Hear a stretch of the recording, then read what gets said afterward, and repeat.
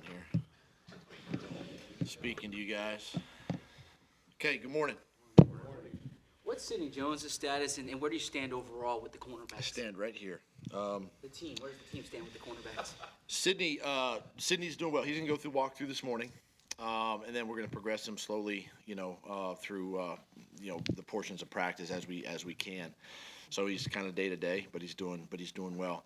I mean, anytime we lose, Darby's out, for a little while, and now Sydney's injury, and Jalen's working himself. I mean, so it's Cravon is there. I mean, we got some guys that hopefully here in the near future we get back, but we make it work.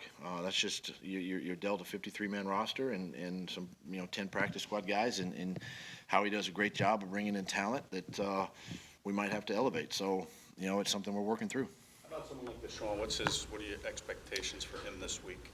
Deshaun is still rehabbing. He won't do anything today. He'll just continue to rehab today, and then we'll progress from there.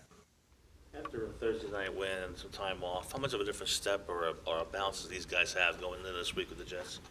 Well, anytime you come off a win, it's positive. It gives everybody a little bounce in their step. We've had a couple days now to get relatively healthy, to rest and really look ahead to this week. And there should be some guys. I would expect the team to be flying around today and be energetic and as they should be. But anytime you win in this league, it's tough. Number one, but it does lift everybody's spirits, going into the next week. Doug, how concerning are Sydney's injuries overall that he just hasn't been able to put a stretch of healthy ball together? Well, the number one thing is making sure he is healthy and before we put him out there. I trust our medical team. I trust our doctors. I trust Sydney. You got to listen to your body, obviously. Everybody's different, and we'll put him out there when time be. Doug, Corey Clement has played three offensive snaps in 3 games with Sproles and Sanders and Howard in front of him. How can he contribute on special teams and kind of make his roster spot, important?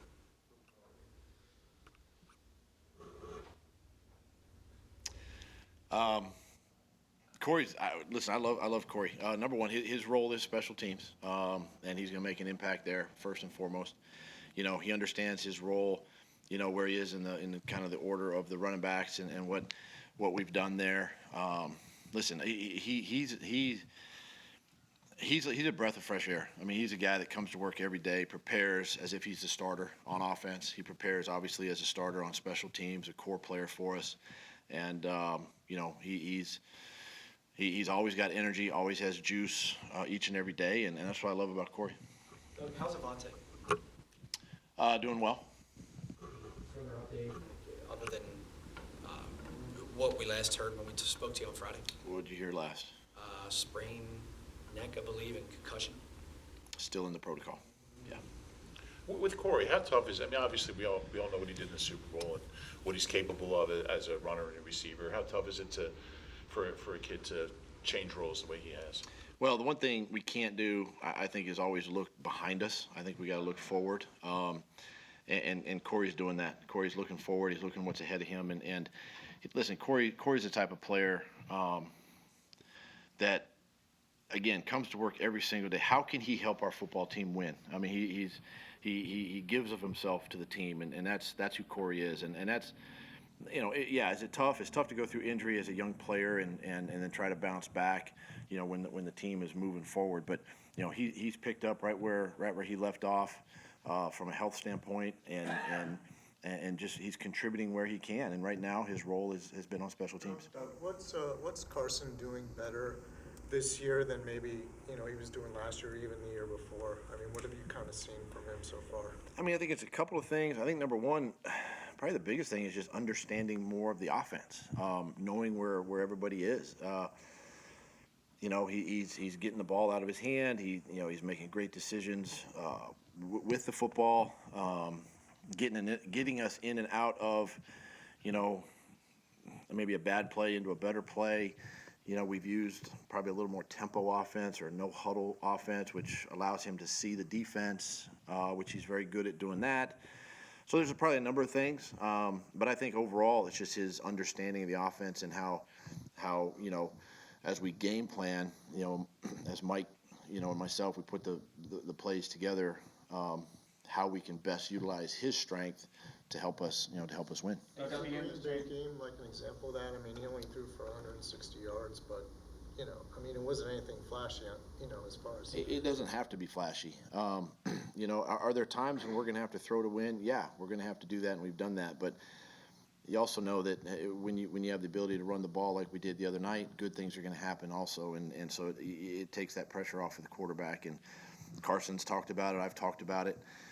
And it's been I think a proven recipe league wide when you can do that. Doug, at the end of training camp, you noted the number of decreasing soft tissue injuries. You've had it now this last month, an increase in those types of injuries. What have you noticed? What has the team noticed in that regard? I think we've had an increase of 1.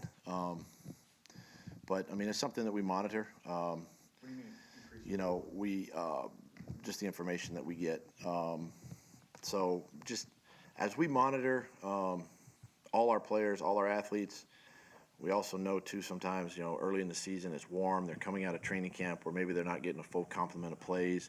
Now they're playing for 60 minutes, especially those first, 2, 3, 4 games.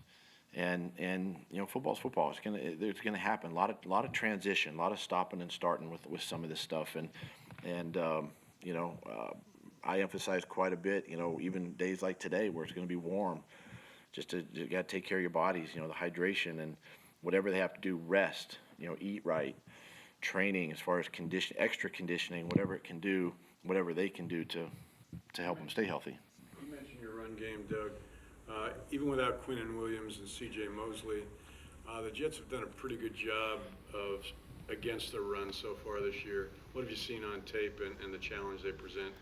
Yeah, it's a good group up front. Their strength is, I believe, is their front guys.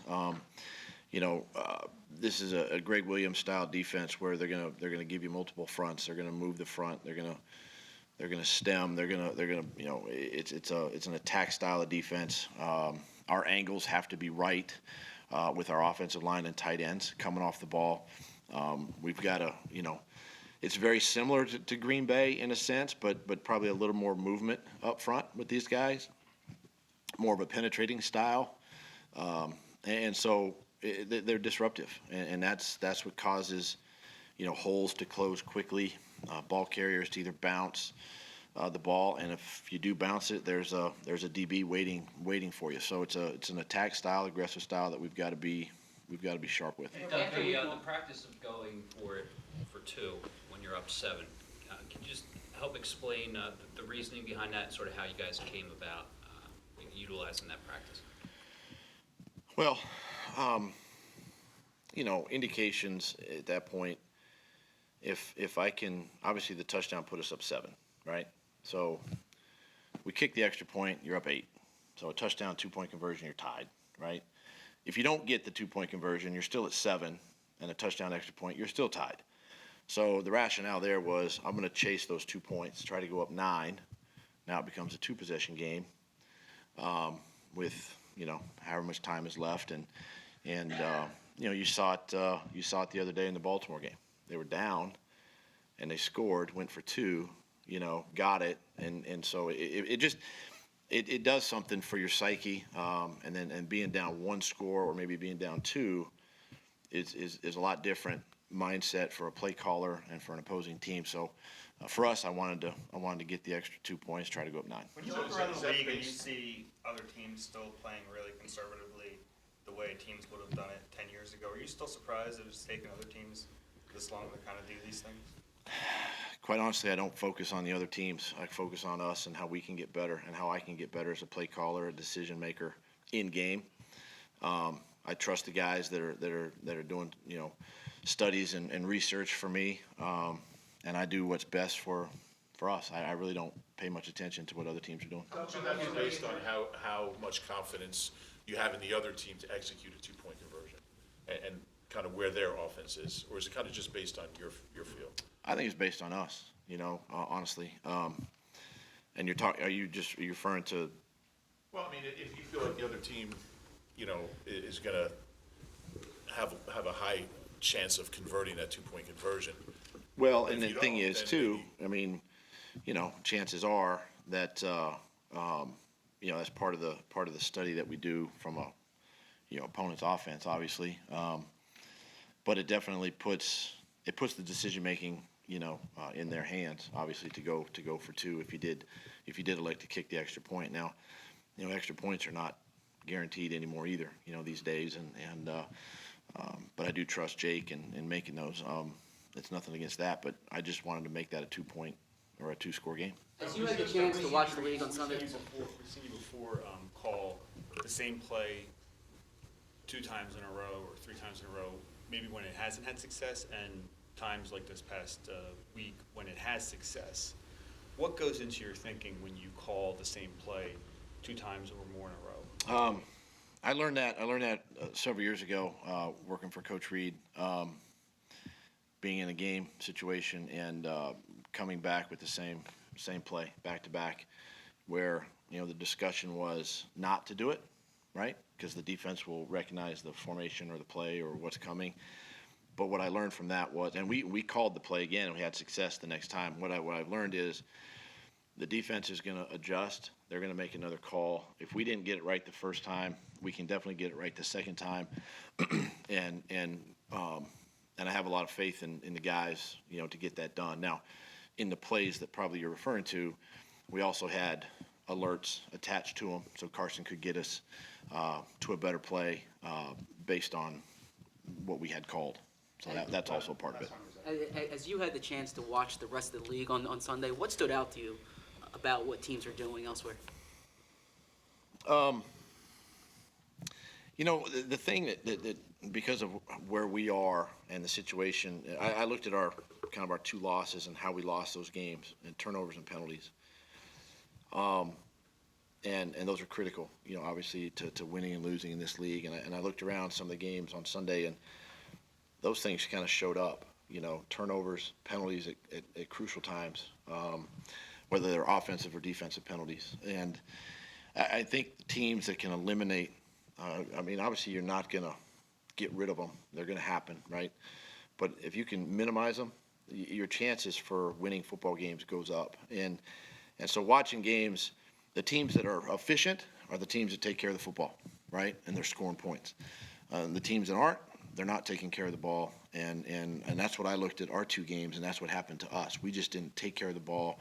We had penalties. Now, we overcame penalties the other night, but it's rare that you can do that and still. But the turnover battle was in our favor. So, to me, that's what kind of stood out just watching as a fan, Sunday. All right. Thanks, guys.